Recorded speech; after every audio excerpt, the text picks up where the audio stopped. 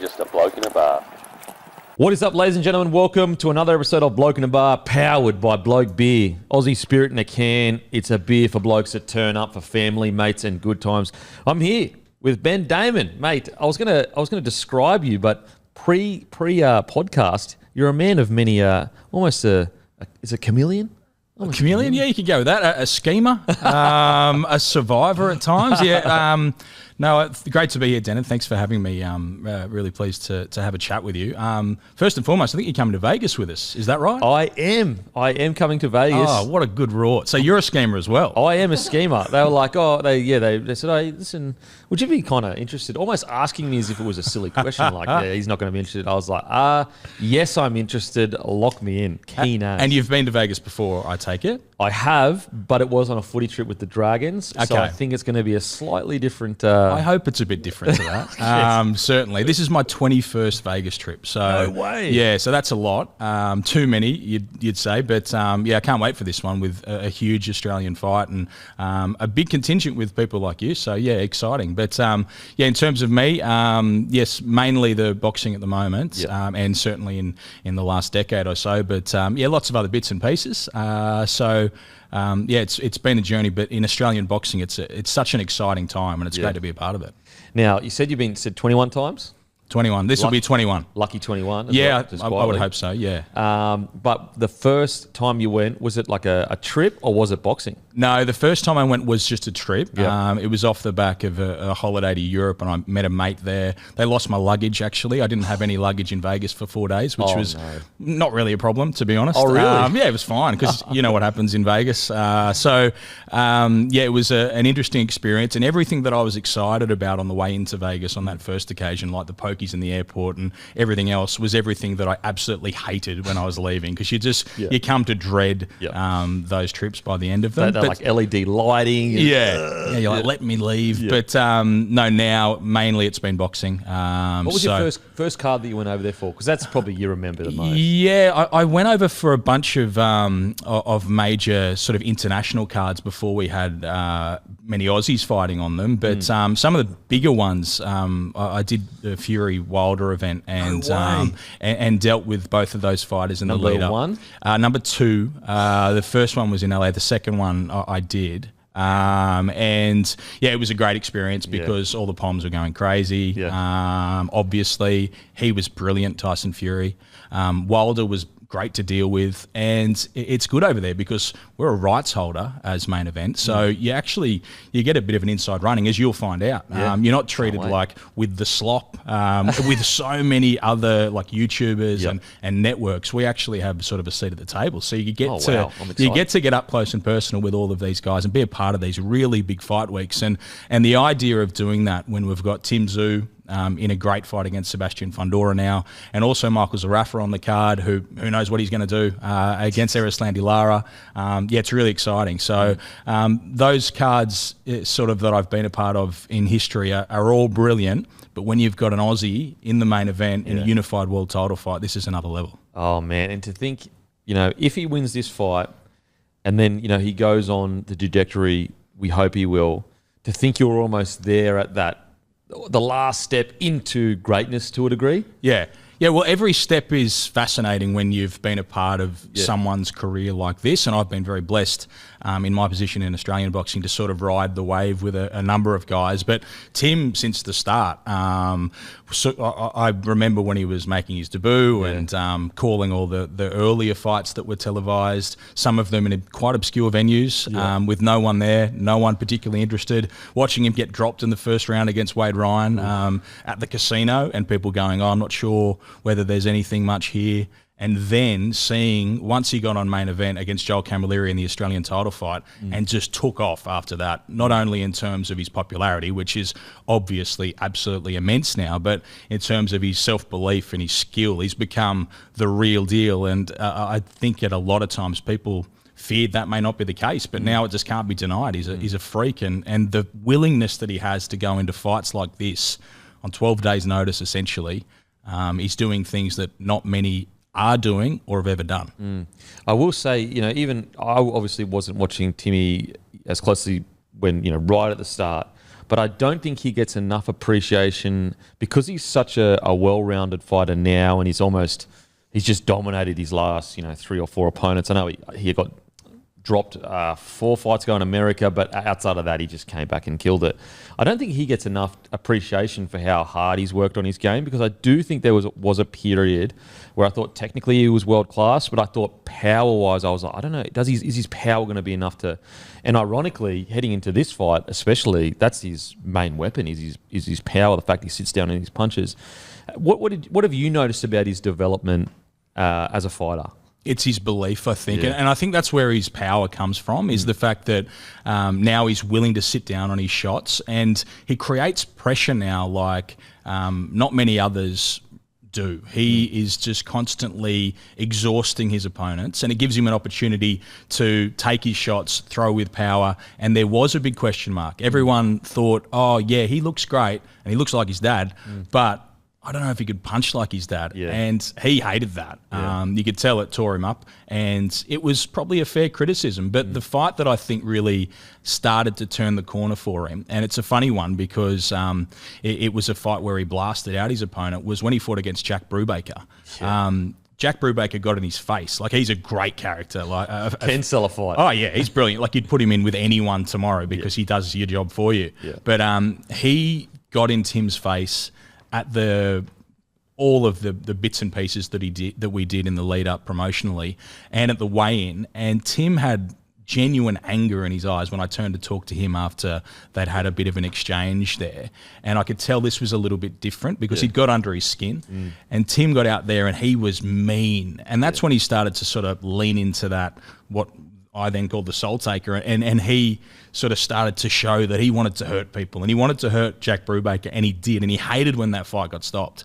And then he just kept running with that from that moment on, and he started to believe that that was who he was, and also that was what he wanted to do. So once he became that person, he has not gone anywhere close to going back. Yeah, I mean, what I'm so impressed about his last, well, let's just say 3 or 4 years, is that usually you get boxers or even any athlete, and they'll take 4 steps forward, 1 step back, 4 steps, and it's a natural part of progression. When you look at his last 4 or 5 years, there has been no steps back. It is just looking better and better and better. I mean, you could argue the stun knockdown in America, a little bit of a setback, but when you find out, going into that camp and also going to that fight, he was quite sick. It's like, makes a lot of sense. And also it gave an opportunity to show his grit as well, to be able to come back from that. But his progress to the fighter he is now has been incredible. What's been your favourite moment on the mic with Tim? My personally, actually, no, I'm not going to say my personally first. I want to hear your favourite moment on the mic. Well,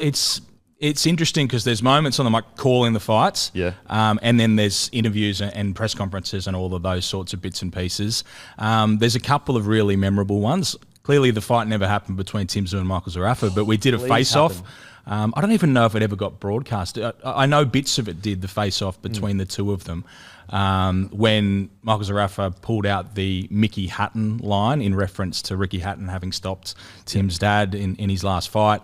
And I saw Tim just change in that moment. And it was a brilliant line from Zarafa. I loved it because I was hosting it. And you need those moments. And that was the moment in that face-off. But just seeing him sort of freeze over and immediately want to destroy this person. He was so angry about it. That was a fascinating thing in terms of that outside the ring moment. But then in terms of calling his fights, well, the Dennis Hogan fight was a big moment because we were in Zoo Castle, as it became. The atmosphere was immense. And he produced a brilliant performance. I really like Dennis Hogan. He's a ripping bloke, but he was that the uppercut, where he slipped that punch and just a crazy uppercut where poor old Dennis bit through his tongue. I went and saw him afterwards, and his tongue was sliced to pieces. And you don't wish that on. He came back and won a version of a world title after that, Dennis Hogan. But he was in a really bad way, a busted nose, tongue, and then at the end of it. That's when I lent into the soul taker thing, sort of took a gamble on trying to give someone a nickname, which often goes very badly. But thankfully he embraced it at the time. So that was really memorable. And the Tony Harrison fight, I think that was the real coming of age in terms of Tim going from an outstanding domestic fighter and a star of Australia to being a fully fledged global star and someone who people had to fear. So yeah, lots of great moments. My favourite moment is when he's on the mic saying, "Say my name, say my name." I love that. I was like, hell yeah, bro. That's great, but when you're holding a microphone and someone starts screaming expletives, your immediate thought is, oh, I have to make this stop somehow. There's no way of stopping that. He's doing that with everyone roaring and loving it. And thankfully, the people who employ me embraced it. But yeah, like I'm pretty used to holding the mic when people start swearing. We have boxers and footy players turn boxers all the time who are just in a moment of stress and a moment of madness who'll start screaming expletives. And when he did that, I was like, I don't think he should be doing that, but I don't think there's much I can do about it at this point. Great TV. And it's turned into something big. I saw some of the promos for this fight in the United States, and they're leaning into that moment. And obviously it references his dad without having to reference his dad, which is such a great selling point still in the United States. So it was a cool moment, no doubt. And for yourself, mate, have you always been a sports fan and then you've slowly moved into boxing, or you've just always loved? I mean, you did a bit of boxing growing up? Yeah, no, I've always loved boxing. A bit of boxing in my family. My grandfather was a boxer and his brothers fought back at the old Sydney Stadium. I've always been around boxing in some capacity, and it's a little bit of a story how I started boxing myself, but I was a teenager trying to watch the Mike Tyson comeback fight against Peter McNeely. I think it was 1995. Looking around pubs in Glebe to watch it on Sky Channel through the windows at that stage because I was underage. And we got to the Cowrie at Glebe. We were watching through and they had it on, and the door opened and a bloke came out, and it was me and two mates, and we thought he was going to tell us to go away, but a bloke goes, "Come in, you can watch the fights." And the bloke was Jeff Harding. No way. The light heavyweight champion of the world up until recently at that time. What? The bloke who had been in one of my favourite fights ever, and still probably my favourite fight ever, when he comes back from the dead against Dennis Andres.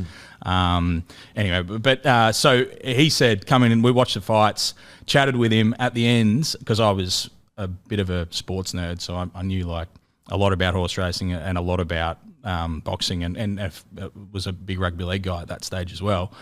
But I just knew everything about his career, so I showed off a little bit as you do when you're a kid. And he said, you should go down and do some training with Johnny. And I said, oh, how do you do that? And he said, just turn up tomorrow, being a Monday at 3 o'clock or 4 o'clock or whatever, and tell him that I sent you. So I did, and I lobbed up. And Johnny was there at Newtown Police Boys Club, iconic venue where Harding obviously trained, Jeff Fennick trained, and Kosciuszko was training at that stage. Wow. So I walked in as a kid, 14, and Johnny was eating a hamburger, and I had a fair bit of front. And I just said, oh, Jeff Harding told me to come down. He goes, oh, did he? in his own inimitable way. So, and I started training then, and I trained at Newtown for a long time after that. So I was hooked, and I was training in the gym while Kosciuszko was there, which was great. Like in the lead up to world title fights, seeing him and bringing international sparring partners and getting to do sessions around and with them was quite an incredible process, and having the influence of Johnny Lewis in your life as well. People have described obviously the father figure that he is to so many people, and such an important figure in a lot of people's lives. His 80th birthday this week actually, so happy birthday, mate. Yeah, happy birthday, Johnny. He won't be listening, I guarantee it. I don't think he knows what a podcast is. What a podcast. Yeah. So that was sort of the beginning, and I was hooked from then. So I went into TV after that, did a lot of bits and pieces, read the news on Channel 7 and various other shows and bits and pieces, and then almost inevitably ended up back in boxing as my main source of income and passion. How'd you go as a boxer? Not good enough to make it a thing. I think it's one of those sports, if you don't believe you're going to be the best in the world, don't do it. A very lonely sport. Yeah. And one thing that I think I always lacked was discipline and the ability to cut out the other aspects of your life, which you just have to do. You have to be like a Tim Tszyu. You have to be willing to say goodbye to so much. That's the stuff that I've lent into. So I don't think it was a match made in heaven. I thought about it, played a lot of footy as well, and was fit and had all that going at that stage. Certainly not now. But no, it wasn't my future. So I'm glad that I could have a role where I can still do those other things, not have to worry so much about willpower and still be around these big events. And so you said you got into boxing as in from on the media side, but were there other jobs in between? And also, how did you land on the media side with it? So I started during school. Thanks to Johnny and others around the gym, got a bit of work with Roy Masters, just work experience at the Sydney Morning Herald when he was there, and went in and, he'd send me off to do this and to do that. It was only for a couple of weeks here and there, and that was a great experience. And then one day he said to me, do you want to go out? I'm not working on the Wednesday. Do you want to go out with one of the journos to Randwick races? Yeah. And I'd never used to go to school on a Wednesday anyway, because I would go to the races every Wednesday anyway. So I said, I'm happy to go to I would have gone anyway. This occasion I had to get a jacket from somewhere. I think I went to Vinnie's and had to wear a jacket because we were in the media room. But went out there and again just sort of showed off a little bit to the journo. Steve Mooney was his name. And I'd already done the form. I'd had a few winners on the weekend. The bloke at the tab near school used to let me put my school bag behind the counter while I was punting. So, I knew all about the race, and I just showed off. And then they brought me back to do bits of work with racing. I used to type up the form and that sort of stuff. Then when I finished school, I got shortboard into a job in radio, producer job. Then went from there to another radio station, then ended up in TV at Channel 10 Sports Tonight. Channel 7 approached me, went there, ended up reading the sports news, the 6 o'clock sports news, and doing Sunrise and stuff like that, and hosting on racing coverage. Then went freelance after that and have worked for everyone. Really? Freelance for absolutely everyone. And then I obviously have fallen into the boxing since 2009. I've done all the fights, but also a lot of horse racing. So I've been fortunate to work on Melbourne Cup coverages and Cox Plates and Golden Slippers and all that. So it's it's great. It's what I would have wanted to do when I was putting my school bag behind the tab and then going off to Johnny's gym. So it's worked out all right. It's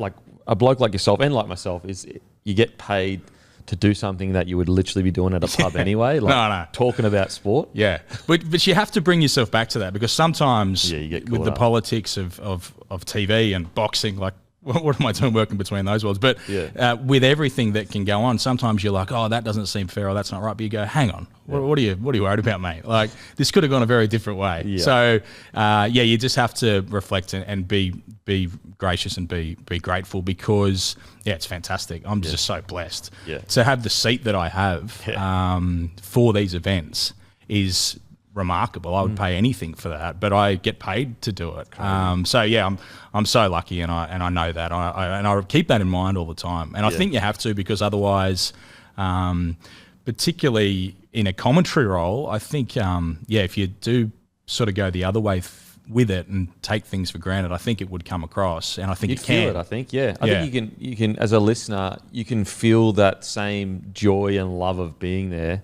You can, if it isn't there, you can definitely feel it. I think. And my number one spot, I'm not trying to use boxing to get anywhere else. Like that's where I wanted to get to. Yeah. So I'm not thinking, I'd love to do this, or I'd love to do that. Like, that's where I am. So I'm just so lucky to have got to this spot for now until whatever happens. But it's where it's the end goal, really. So I just want to exist in that and continue to do it as long as I can. Yeah. And you said you did some anchor work with 7? Yeah, 7. Yeah. Give us an insight as a person. It's just reading the order, kid. Ron Burgundy? Yeah, absolutely. Like, as a bloke that, I played footy, but I didn't do anything with any mainstream whatever. I just started a podcast and been fortunate enough that it's gone okay. I've worked for all of them and been punted from all of them as well. So I can give you all the stories. Perfect. But I guess, what's an insight into a job like that?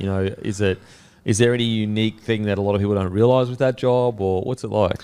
It was kind of funny for me starting that, because my first TV job was at Sports Tonight when that was the thing on Channel 10. Sports Tonight, no way. Yeah, that's a throwback. Yeah, it's crazy. It's a shame that's not still around, to be honest. It was a great show, and I used to watch it all the time, and then I got to work on it, and it was a really good show to work on. There was a lot of young-ish people working who were just really passionate about sport. Yeah.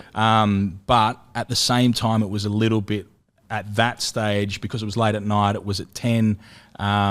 It was a little bit like you were playing reserve grade sort of thing. Yeah. So then Channel 7 approached me, and I was only 24 or 25, and I went over and started reading the news almost straight away, the sports news, and then the news at times as well. Yeah, wow. And I was too young for that. Okay. And too young to be dealing with all of that stuff, around commercial television, ratings, politics. Yeah. Like, just, it was crazy. I really enjoyed it, but it was difficult. It was really difficult to be a part of that machine, and not like I never wanted to be that, read the news or anything. Like, I wanted to, do whatever else. So I didn't even really know what I wanted to do, but I'd ended up there. So it was tricky, but at the same time, it was, for want of a better term, it was a piece of piss job. Yeah, like, okay, really. You're reading an auto cue for 3.5 minutes. Really, the hardest thing is your body language, like just looking interested and getting it right. If you are okay at doing that naturally, if you can present, then it's not that difficult a role, but everything around it is so difficult. Yeah, okay. So the on-air stuff was great, and I was fine with it, and I didn't find it difficult. I don't know, people might have thought I was terrible at it, but others obviously thought I was good, and I got the jobs. But the other stuff's the tricky stuff in that industry. Man, I can imagine. I can only imagine. Yeah, there's stories, but lots of them are locked away in the vault. Yeah. So you come, when you did come originally into boxing, was it straight into boxing, or were you kind of, you freelance boxing, you freelance other stuff, and then obviously become full time with boxing? Yeah, I was freelancing with a lot of stuff, racing and boxing mainly.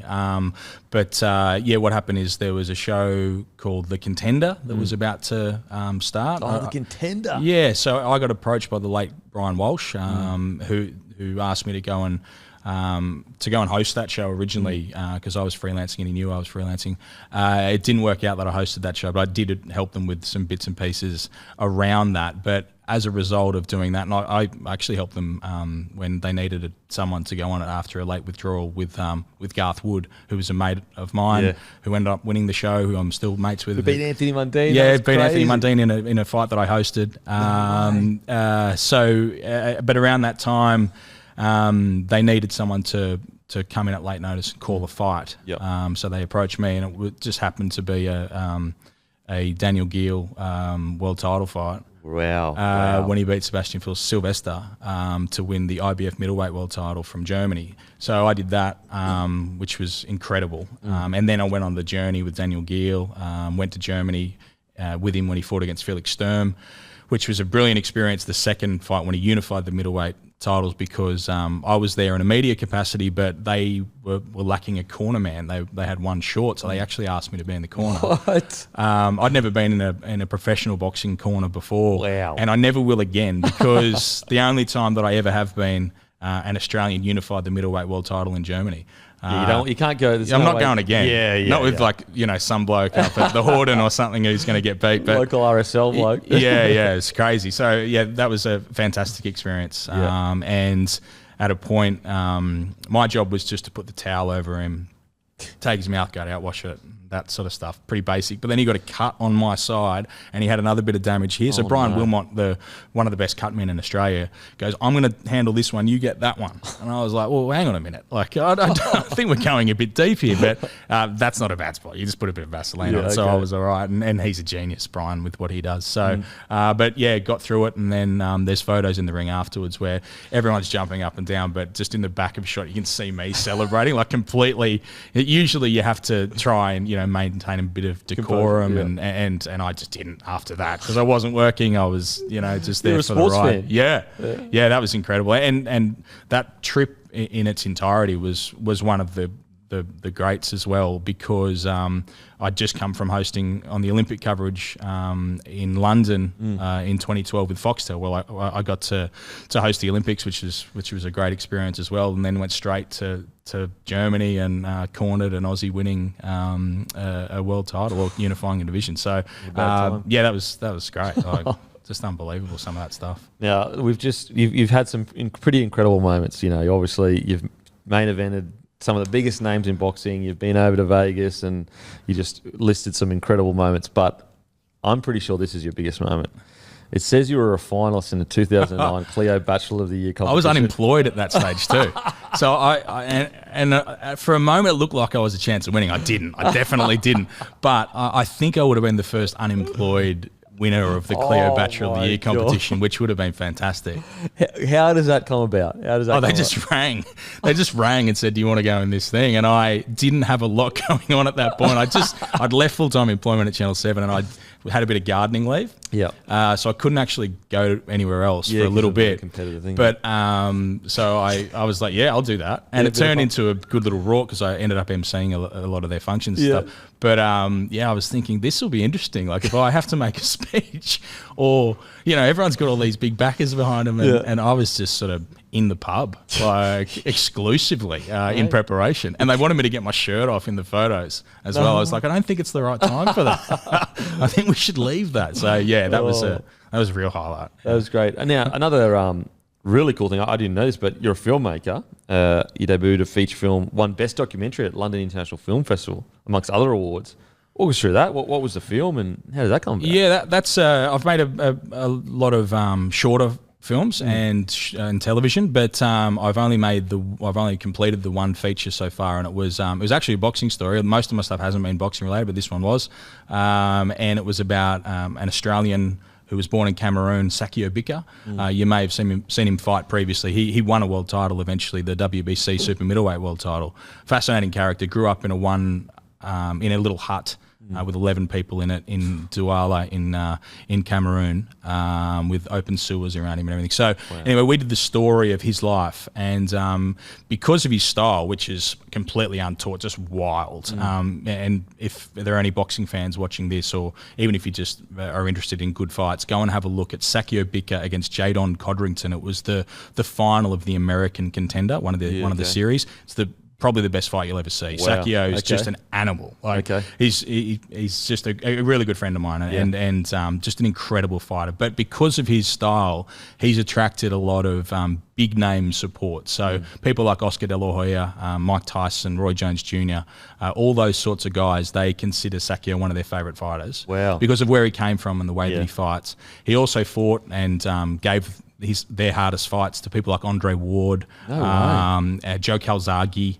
He got robbed against Marcus Bayer in Germany for a world title. Eventually, he beat Marco Antonio Periban and won a world title, which was a culmination of an incredible life. But because of all those names, I was able to use other connections and get all those people. Yeah. So I actually got Mike Tyson to be an executive producer on the film. No way. Sam Neill narrated the film. I've got to watch this. Yeah, the timing wasn't great because it came out just at the start of COVID. Yeah. So we did about 3 weeks of festivals, won heaps of stuff, and then the festivals all got canned.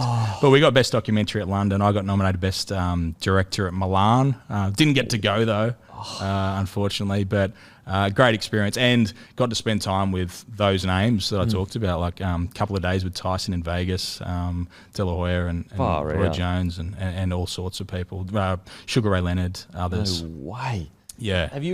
Is that something you've always, aspired to do, is create your own, I call it content because of the generation, I guess. Yeah. Documentaries and film and that? Yeah. Well, not really. I've never really aspired to do any of the things, but when an opportunity's come up, I've taken it. And I had a couple of short films that went really well.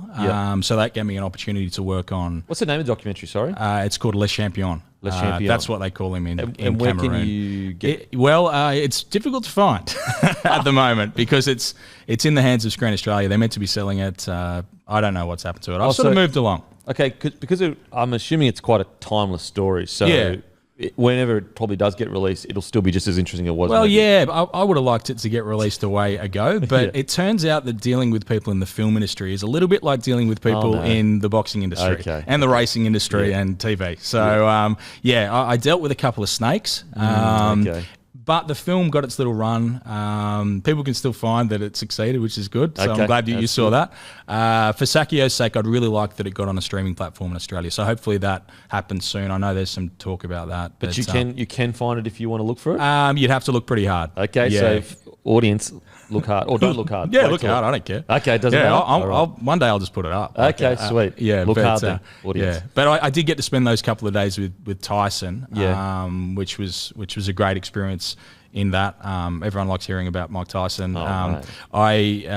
got 2 days with him. So the first day was an interview. How does that, like 2 days of his time? Yeah, you can't buy that. No, well, yeah. So we got in touch with his partner, his wife, Kiki. I spoke to her. Very normal, professional person, and she understood the project. Pitched it to him, I assume, and it was all on. So went over to Vegas, and first day was an interview at his office. I don't know why he has an office, but he does. And I think he was 3 hours late to his own office. And when he got there, we were all set up. I don't think it's a surprise or a secret that Mike doesn't mind smoking quite a lot of marijuana, and he clearly had been on this day. Yeah. But he turned up, and the content was dark but amazing that he was giving me in this interview. But he took a lot of breaks, and he came back, and he was in various states when he did return it, and he cried, I think, 3 or 4 times during the interview. It went for about 4 hours, the interview. Wow. He laughed like hysterically to the point it was awkward a few times. He got up and stormed out twice with all these mics on him and everything. And the second time, I thought he was going to hit me. No way. And then at the end of it, he walked across, knocked like everything over, and hugged me and told me that he loved me. Oh my God. And I was like, wow, I've really bonded with Mike Tyson. You're like, we are friends for life, because if you have that sort of experience, you assume that's going to be the case. So we're in Vegas. I went out with the crew. The next day was just a bit of filming, like some photos and bits and pieces. So we went out and, celebrated this bizarre yet potentially awesome day. And then the next day we came back, and I was like, oh, going to see my mate Mike again. I was like, shall we hug again? I walked over and he goes, hey, I'm Mike Tyson. Oh. He did not remember me from the day before. So my God. We haven't got that bond that I thought we might have. Wow. Hey, you know what? You got the memory, though. Yeah, I've got the memory. I'm not sure that Mike has the memory, but wow. Yeah. Wow. What an interesting man, eh? Yeah, fascinating. And I guess it makes sense why, look, when you think about it, he had a very, very tough childhood. Yeah, very traumatic. Then he got punched in the head a lot. Even though he punched other people brutally, he got punched in the head a lot. Then who knows the extent of his addictions. People have ripped him off left, right and centre. He's ended up in prison. He's done some terrible things, clearly. And at the end of it all, people want to put him in front of cameras and get his opinion on this and that. So stuff comes out, and he is, just dealing with life, I think, in whatever way he sees best at this point. A kid from Brooklyn, when we talk about superstardom, I don't think people realize we've got superstars today for sure, but I do believe that because social media gives you access, there's almost this mystique is a little bit less. Yeah. I don't like Mike Tyson at his prime was like almost a god. Yeah. Like a god. It would be very bizarre, his world. Oh, it would be crazy. And you think about like his viewership figures at that time and the star that he was. And now he's about to fight against an influencer turned boxer. And it'll probably be the most watched boxing event since he last had a monster boxing event. Yeah. Like, that's how big he is. Yeah.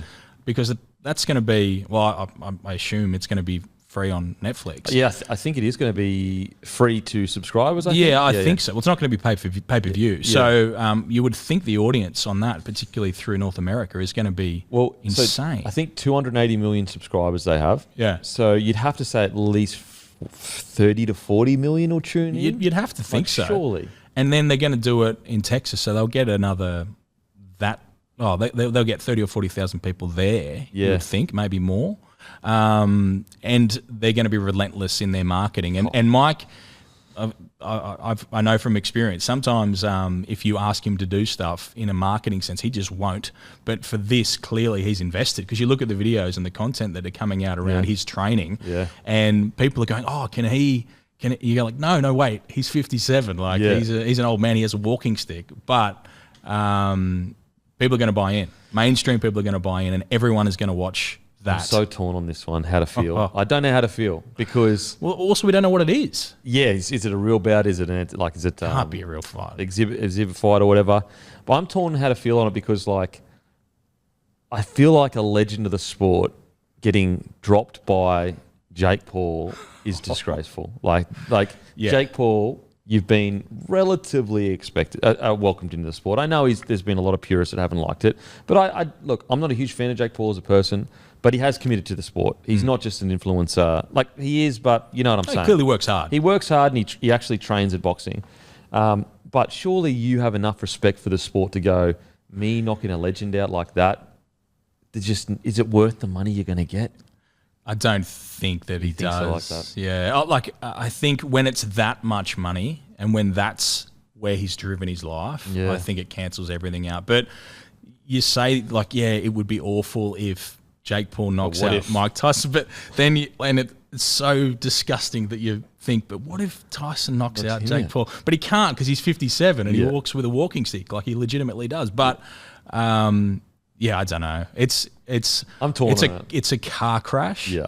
But everyone's going to watch it. And that's the thing with all of the crossover stuff and all the freak show stuff, and this is firmly freak show, is that if people are going to pay for it, then promoters are going to put it on. It's prize fighting. Yeah. So, and it's been going on forever, and people always go, like when we have our footy fights, people are like, oh, this is a disgrace or whatever. Like, well, some people do, and then heaps of other people buy it. But then you go, well, it's not really. Like, Muhammad Ali fought a sumo wrestler. Yeah. Like, this is not new. This is what happens. People want to watch this stuff, so people are going to put it on. So if everyone stopped watching it, it wouldn't happen. But it's something that attracts an audience. People pay, their money is really what they're saying, not necessarily what they're saying. It's where their money goes is what they're saying. And I think a lot of those people probably put the comments, this is a disgrace, and then go and buy the fight. I think so too. I think also, if you know boxing, or not if you know boxing, apologies. Like I'm a fan, a bit more than a casual fan, but just underneath a hardcore fan or whatever. But like when you look at the standard of fights, if you went to your local RSL, you would see guys coming through that have those standard of fights too. But because you're so used to only just seeing the, I know that they're not superstars or, but these are the cream of the crop that you see on these cards. So you may not be aware that, all boxing doesn't look like that. You're seeing the best of this area on a main event card. So for footy players, I get it. They, their technique's terrible, their cardio's terrible, but you get that down at the local RSL as well, and that's the level that they're at, local RSL. Their name is what puts them in there. Well, that's right. Yeah, that they get pushed ahead of where they probably should be in a boxing sense, but that's because of the audience. Again, it's because people want to watch that, and because promoters know that people are going to tune in to have a look at that. So you don't like to victim blame, but the audience is the problem. Yeah, mate. Sorry, guys. Exactly. The promoters are just providing what the audience, deep down, what they really want. I will say, what's it been like for you personally watching that? Because a lot of people, the argument is a spot is being taken away from an actual boxer that's put his life into it. My argument against that is that it's not like there's a pool of money and then it just gets given out to a certain amount of people. Money is only given to what is generated. Yeah, well, that's right. That's right. And it's, look, if we had it my way, then every boxing event in Australia would command a massive audience, and people would want to go to the Bankstown trotting track this Saturday night and watch the Paul Nazari Neutral Corner promotion, and that would be packed. Yeah. People would want to go to all these shows, and these fighters would be mainstream stars. But the reality of it is that is not the case. And you're right. There's not a pool of money. There is money that people are willing to spend. There is an audience that are going to choose what they want to watch. And if they're choosing this over that, you can't blame anyone really, except for the situation. So I think the best thing that has happened in Australian boxing in recent times, obviously we've got really good promoters, and at the very top of it, No Limit, who are doing a great job.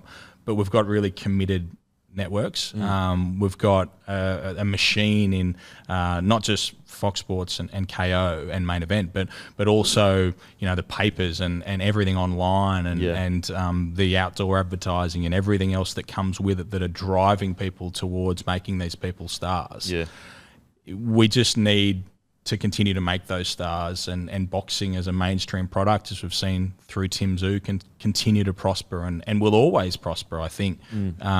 But yeah, I don't think there's any point in having bitterness about some people taking a share outside of others. Yeah. At least we've got the sport in a good spot. We've got a committed network and others who are, dipping the toe and hopefully embracing as well. So yeah, it's tricky, and as a boxer, it would be difficult, and you would easily become jealous because you're fighting for very little compared to some of these guys who are clearly getting a lot more, and you're probably a lot better than them. But it's just the situation as it is. It's a pity, but it is what it is. Now, in regards to Australian boxing events, is there any huge moments that stand out for you, like a fight that you were at, or something crazy that happened behind the scenes, or, anything like that? Well, it's got to be Horn Pacquiao. It's 52,052 people at Suncorp Stadium. A school teacher from Brisbane, a nerdy school teacher, unorthodox fighter. It's not pretty to watch. Bashes Manny Pacquiao, and he won that fight. I have no doubt he won that fight. I understand that people don't like to accept things like that happening, particularly if you're a Manny Pacquiao fan, and who isn't? I'm a Manny Pacquiao fan. And particularly for the American audience who didn't like the look of Horn and the way that he fought, and the Filipino audience who hated the fact that he was so rough to a legend, which he had to be. But to be there as an Australian, as someone who knew Jeff Horn, who'd been on the journey with him for a long time, I was fortunate to be there at the Olympic Games when he fought, and to watch his entire professional career over in New Zealand on those Joseph Parker undercards, and here in Australia when we started to invest in his journey at Fox Sports. And then to see him go into that fight, which, when it was talked about at the start, you're like, that can't happen. There's no way Manny Pacquiao's coming to Australia to fight that guy. Like, what are we talking about? But it happened. And now, forever, if anyone goes, hey, is this story real? Can this new thing ever really happen? You're like, well, Manny Pacquiao came to Australia and fought Jeff Horn, and Jeff Horn beat him. So yes, that can happen. Anything can happen. But the moment was just crazy, and to be in the ring, like between the two of them afterwards and interviewing Jeff, and like his face hanging off, and Manny, and to have Manny and Freddie Roach say to me in the ring in their interviews to admit defeat and say that the better man won, and to be so gracious before it all turned around, obviously, because of what Teddy Atlas did and what transpired, but just to be a part of that in the middle of that was one of those insane moments. It was a phenomenal day. It was out in the open too, wasn't it? Yeah, and it was hot. It was hot. Yeah, warm Queensland day. Yeah, and it really is black suit. Oh, mate, you would have been sweating. Yeah, just got sunburned during the fights. Like, I think Jeff Horn got sunburned during the fights. Like, but he also got his face sliced to ribbons. So. It really is one of those moments, though, that, in 20 years' time, and you're talking about the legends of the sport. Obviously, Manny Pacquiao absolutely is going to be brought up as one of the greatest ever. But it will be a lot of Australians almost. Back in my day, there was a battler called Jeff Horn, and was he necessarily the greatest fighter of all? Like, no, probably not. He was a battler. Yeah. But he beat Manny Pacquiao, and I was there and I saw it. And the great contrast, and there's so many within boxing. Sebastian Fundora that Tim Tszyu's about to fight, he's a bit of one of those guys. He's a nerd. He's a really, really nice dude. Yeah. But he's also just a killer. Yeah. Jeff Horn is like that. Like what he does nowadays is he plays board games with his wife at night time, and and plays with the kids. Yeah. And that's what he does. But he went out and did that to Manny Pacquiao, and he survived round 9. Crazy against Pacquiao, and came back and won, arguably won the last 3 rounds of that fight. So just the contrast and the contradiction that he is as a person, that was quite phenomenal. And there's been some brilliant occasions. I was very fortunate to call the Jai Pataya fight against Maurice Bradis when he broke his jaw. I wanted to speak about his Jai Pataya. Broke his jaw in 2 places. I did the world's most ridiculous ring interview with him after I'd called that fight where he couldn't speak. Just like those sorts of moments, and then all the Tim Tszyu bits and pieces that we've been so lucky to have, and how big he continues to get, and being in Germany with Daniel Gill and calling his world title fight, and lots of others, and a great fight as well. Probably the best, the most dramatic fight aside from probably Opataya and Bradis. Jeff Horn against Michael Zarafa 2, the punch from the gods, in round 9 again when he was gone, and he produced that shot. And that's the first time I think that I've just lost it in commentary, where the moment shocked me so much. I sort of just screamed something, and But yeah, so many great moments. It's phenomenal where we're at in the sport in this country at the moment. Jai Opetaia. Yeah. I mean, he is a guy that probably could have benefited from being on footy cards, because I don't think the wider audience know how incredible this guy's run is at the moment and how much of a boogeyman he is in his division. Like, he is genuinely struggling to get a fight with the top tier. That's how good he is. Now, whether that's because they're, scared, whatever. I've never say a boxer is scared, but certain things don't line up. But he is truly the boogeyman of his division. He's fast, he's fit, he's explosive, and he has knockout power. What are your thoughts on Jai Opetaia? Yeah, he's someone who, again, we've been blessed to see all the way through. He was at that 2012 Olympics as well with that all-star team, and was the youngest boxing Olympian we've ever had. And everyone knew that there was something about him. And we knew that for years and years, but we never saw it we never really saw it until that night against Bradis. When we saw what he was... I've ever seen. We found out what he was as a person, like what was at his core, and we found out that it was something really special. But on that same night, I think he found that out as well. Yeah. Because you can't know how you're going to react to that. And talking to him like a week out from the fight and a few days out there, like, he was speaking differently. I knew there was something about him, but he was about to fight for a world title. It was the culmination of his whole life. So you expect him to speak like that. But then when it all went down, and you could tell, and in commentary, because I was pretty close to him, I could tell his face was hanging off. His mouth was open whilst he's fighting with blood pouring down it. And then he went at the other guy. Like, in that last round, you could tell, because he's... And there's a great moment where his trainer tries to talk to him and looks at his mouth in between rounds, between the second last and the last round, and he sees what he's... He goes, oh. And you're like, oh, what are they going to do? Like, they have to send him back out, I guess. But, like, oh, do you really want to? And so he goes back out, and he doesn't run. Like, he goes towards the guy and starts trading again. You're like, what are you doing? Insane. So, yeah, just an unbelievable performance, and something that just showed exactly what he's always had, and what he now knows that he has, that's made him this ruthless killer that he's become.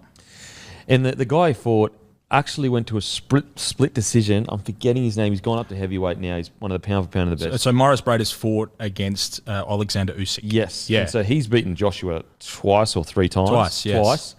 He's going to fight Fury. Yep. So we're talking about a guy that's gone up to heavyweight and dusted some of the best in the world. Bradis was a split decision loss to him. Yeah, one of them gave it a draw. One of them gave it a draw, and said Opetaia has gotten a broken jaw. Didn't he break it twice early and then later so as well? So he broke it on one side, and then later he broke it on the other side. So effectively it was just connected by skin. So I spoke to the ringside doctor straight after the fight, and he said, I forgot what it's called. It's a something. Yeah. But I spoke to the doctor and I said, does that often happen when it breaks one side? Does it make it looser? And he goes, well, how would we know? Once they break one side, people stop what they're doing and go and get an operation. But he kept going and kept taking shots. So phenomenal. And the recovery was awful. He couldn't speak. He couldn't eat for a long time. Eat through a straw, he would have. Yeah. Through a straw. But like it just instilled the belief in him. And now he fights Bradis again. So he's going to fight Bradis to get his old title back because boxing got in the way, as it always does, and he lost his title. So now he fights Bradis again on that card with Fury and Usyk, who are fighting for the undisputed heavyweight world title in Saudi Arabia, of all places. But he's right at the pinnacle. He's the best cruiserweight in the world, but he just has to prove it now against Bradis again. Bradis is a couple of years older, but he's still a brute. Bradis is a couple of years older for sure, but Opetaia is 2 years better, in my opinion. Yeah. Like, I think he's a substantially better fighter than he was when he fought him the first time. Yeah, I think it's a belief thing again. Yeah.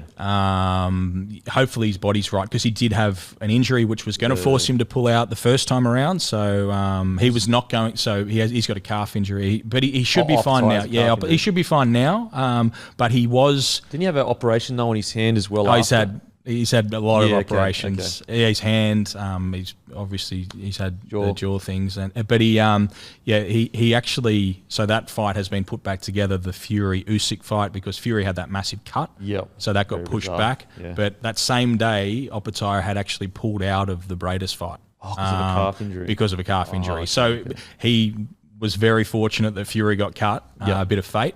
So he retains his spot as the co-main event on that show, because otherwise who knows what would have happened with that IBF Cruiserweight World title. Now, mate, I'm not sure if you're a predictions man, but obviously everyone can order the fight on Kayo. You don't need a Kayo subscription, but we need to get behind our boy Tim Tszyu, because after this there may be a Terence Crawford in the sights. But are you a predictions man or not a prediction? Oh, yeah, I'm happy to. What's your prediction for the fight against Fundora? Geez, it's just happened. It's hard to think. But I tell you, the thing about Sebastian Fundora, having dealt as I do really closely with the Rose Boys and with Tim's journey, he's the guy who I've always thought, let's stay away from him, because he's a 6'6" southpaw who can punch and is happy to trade on the inside. Well, that's not a thing. They don't happen. Yeah. So it's like, I don't know how Tim lines up against him. I think Tim probably beats anyone, but geez, like that's a guy that you're like, we'll just assume he's going to beat that guy rather than testing it. So to take it on 12 days' notice when he's been preparing for a veteran who fights orthodox and throws quite traditional punches, even though he bounces in Keith Thurman, when you know that Fundora was training and preparing for someone who's not hugely dissimilar to Tim, so he's fit and also his sparring has been relevant, there would be a school of thought that Tim should not have taken this fight. But he took 10 seconds to decide to take it. That's the mindset that he has, which is great, really. So with that said, I think Tim wins. I think Tim wins. And I think that what plays into his hands in this fight is the fact that Fundora is a big guy, but he's a big guy who's happy to stay on the inside with you. Tim will be able to pressure him. He's not going to try and keep him at bay with a long jab or anything. Fundora is happy to trade. So Tim's pressure will still be relevant in this fight. He'll find Fundora in front of him. I think it'll be a brilliant fight. He has good fights, Fundora, and Tim obviously has great fights. He can be hit, which we saw in his fight, Fundora's fight against Brian Mendoza, but he'd won every second of that fight up until that point. So Tim needs to hit him and hit him hard, or he's not going anywhere. But I think he can do it. I think he can break him down. I don't know if he can stop him. He'd have to hit him with, a hammer like what Fundora did to stop this guy. But if he could stop Sebastian Fundora, that would be phenomenal. But I think he will out-pressure him, and he should win this fight. So I recently was watching a lot of interviews just to get up to date on Fundora's kind of mindset. And one key thing that stood out to me was he said that this whole camp before Tim Tszyu was all about boxing smarter, because obviously heaps of range. Why would you be fighting on the inside with so much? Your number one asset, you don't use it. Do you think there is a chance, by him saying that we've been going smart boxing, the first few rounds he might try to use range? I think he will. I think he'll box at range until instinct kicks in. And it won't take long, I don't think, with a guy like that, because he's a hard dude. He doesn't seem like it. You'll talk to him, no doubt. He doesn't feel like that. He feels like he shouldn't be doing this, but he is an animal. So he will use his smarts, and I think he might try and jab for a while, but it's not what he does.